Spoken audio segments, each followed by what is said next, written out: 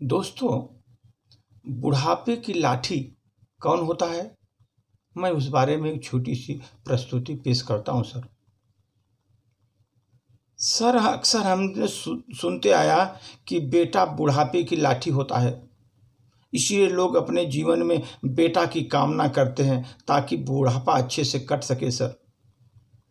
लेकिन सच बात यह नहीं सर, क्योंकि बेटा ही बहू को घर में लाता है। बहू के आ जाने के बाद बेटा अपना लगभग सारी जिम्मेदारी अपने पत्नी के कंधे पर छोड़ देता है और फिर बहू बन जाती है बूढ़े सास ससुर के बुढ़ापे की लाठी। जी हाँ सर, यही मेरा मानना है। बहू होती है जिसके बुढ़ापे की सास ससुर के अच्छे जीवन व्यतीत करने की बुढ़ापे की लाठी सर। एक बहू को अपने सास ससुर की पूरी दिनचर्या मालूम होती है सर।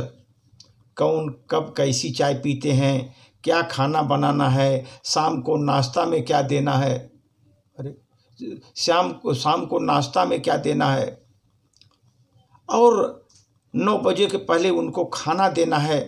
सास ससुर अगर बीमार पड़ जाएं तो उनको मन या बेमन से पूरी देखभाल बहू ही करती सर।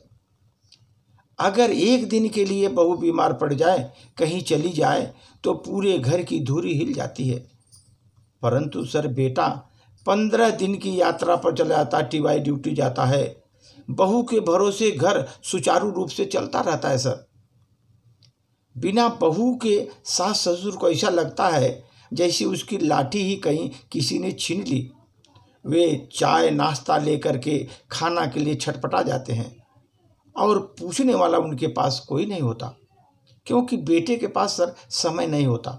बेटे के पास समय मिल जाता है तो कुछ कर भी नहीं पाएगा। उसको मालूम नहीं कि बाबूजी को माँ को रात को क्या देना है।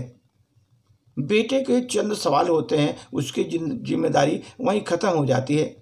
जैसे माँ बाबूजी आप खाना खाए, चाय पिए, नाश्ता किए, लेकिन कभी भी ये जानने की कोशिश नहीं करते कि क्या खाते क्या हैं, चाय कैसी पीते हैं। ये लगभग सभी घरों की कहानी है सर। हर घर की कहानी यही है। मैंने तो ऐसी बहुएं देखी है जिसने अपनी सास की बीमारी तन मन से सेवा भी की है। और सर मेरा मानना है कि बहू होती है बुढ़ापे की लाठी।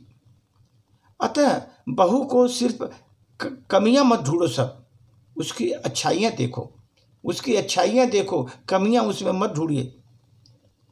और सर एक संदेश आप लोगों को देना चाहते हैं सर, बहू की त्याग और सेवा को पहचानिए। बहू के त्याग और सेवा को पहचानिए। बेटे से पहले बहू को अपना माने सर, तभी आपका जीवन सफल और बुढ़ापा अच्छे ढंग से कटेगा। धन्यवाद सर।